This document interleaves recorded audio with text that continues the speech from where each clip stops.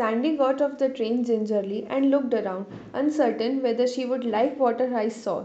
She didn't. The tidy little village station was a scene out of a picture postcard, but that wasn't what Sandy saw. What Sandy saw was the lack of people, the lack of sounds and activity. This place was dead. Sandy could see the few people there were staring at her. Mom had warned her she would draw attention in her straight jeans and sunny t-shirt, but there was no way she was going to travel in a salwar kameez. So she chose to ignore the stares. Her eyes were on the familiar face just a dozen steps away. She remembered the straight spine she would piggyback on and the face which smiled a welcome every time it saw her, like it was doing now. Sandy was struck by how he had aged in the 2 years since she had last seen him. His face had new lines, his hair had turned all white and had that regal stance stooped a little. Still his hug was as strong as ever. She started walking, then ran into her Dadaji's bear hug. Well, well, how my goody has grown. The two of them made their way out of the station with Dadaji insisting on handling both her bag and suitcase. They passed the station master, who raised his hand in a half salute to Dadaji, but his eyes were on Sandy, her short, blunt cut hair, her hep outfit, and her fashionable boots. Sandy sighed. In spite of her dismissing Mom's request for conservative dressing, she already hated being gawked at as if she were an exotic parrot. Did you have company on the train? What is that you are wearing? How are your parents? When can they come? Dadaji's many questions distracted her. There was no point in answering the first part, so she said they can't make it right now because of their year end commitments. I hardly see them at home myself. It's going to be this way for the entire summer halls, which is why they thought I should spend some time in Palgad with you. Absolutely right. How old are you now? 14? And you last came when you were all of 8. Too long. We couldn't do much when I came to the city 2 years back. This will be more enjoyable, no? Sandy did not answer that one either.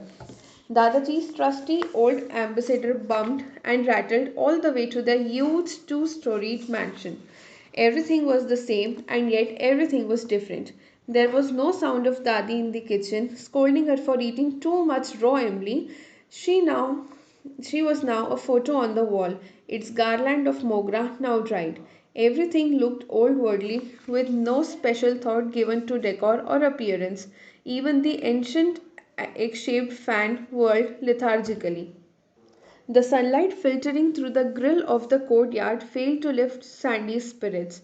2 months here, away from her favorite friends who had plans to take on summer jobs for pocket money, away from her favorite music, no pop in Palgat, mom's order, away from her favorite TV channels, Dadaji didn't even have a cable connection, and away even from her favorite clothes. Mom had packed her suitcase with long skirts and salwars, including dupattas, of course. The day passed dragging, one at a snail's pace. The caretaker was Kishan Kaka and his wife Subhadra Bai did the cooking. She pampered Sandy with homemade butter rotis, farm fresh vegetables, thick kheers and fresh lassi by the lota full. But how long could Sandy live to eat?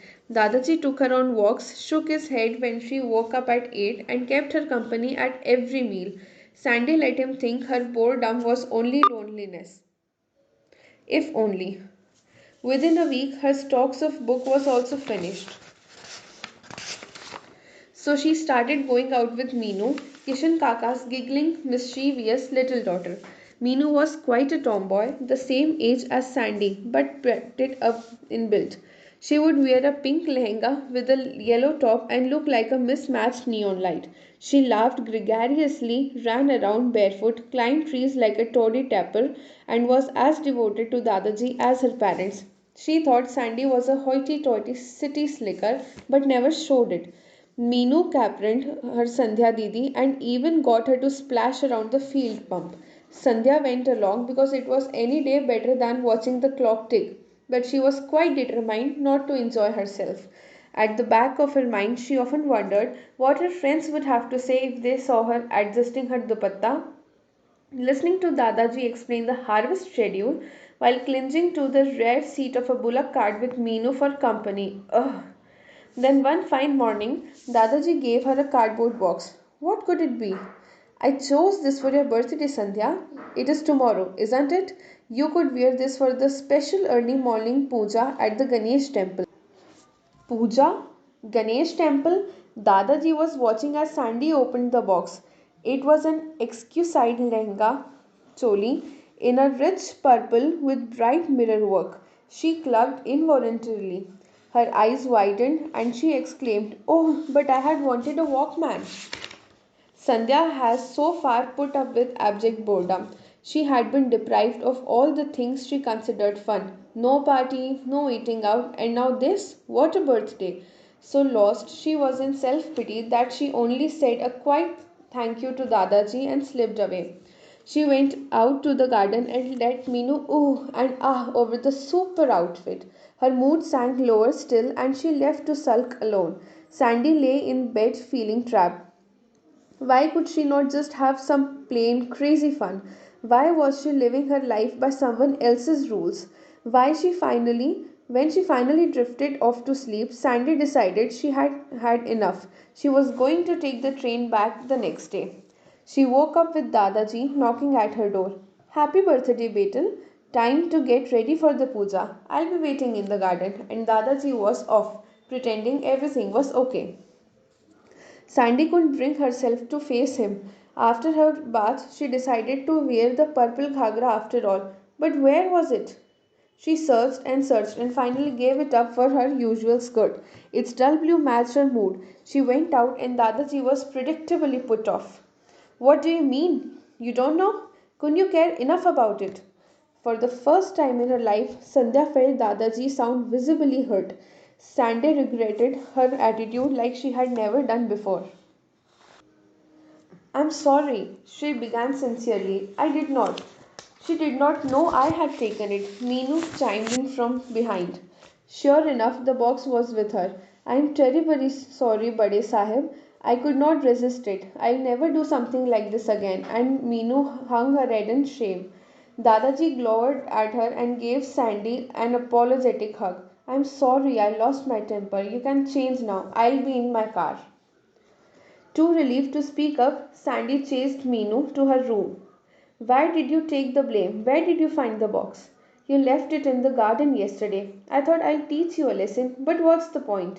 Bade Sahib spent the whole year waiting for you to come. He had bought this dress ages ago. Do you understand how much he cares for you? Meenu's voice was blisteringly honest. At that moment, Sandy really understood. She gave Meenu a warm hug. On this birthday, she was going to give a present instead of receiving one. She changed into the ghagra and went for the puja, saw Dadaji off on the business to town. Later, she had a ball with Meenu. She plucked mangoes, milked a docile cow, and pulled water from the well. Once she had shaken off her doubts, her spirits soared. Compromise was not so complicated after all. When she got back home, she found a gift wrapped package on her bed.